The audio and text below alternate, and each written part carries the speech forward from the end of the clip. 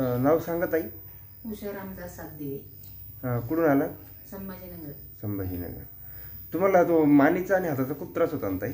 खूप 5 वर्षापासून. 5 वर्षापासून त्रास आहे? अरे तर काय म्हणजे कसं वाटलं आता ट्रीटमेंट घेतल्यानंतर? चांगलंच, खूप फरक पडला. 100% फरक पडला.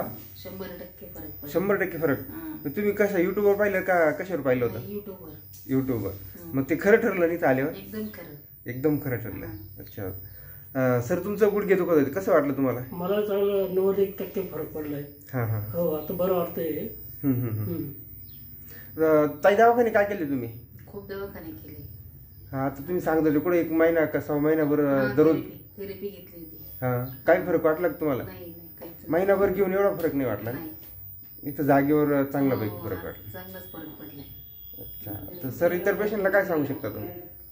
तर पेशंटला आम्ही सांगू शकतो या ठिकाणी चांगला फरक वगैरे पडतो, तर ऑपरेशन करायच्या अगोदर येऊन जा, एक वेळेस भेट द्यावं, हेच महत्वाचं आहे.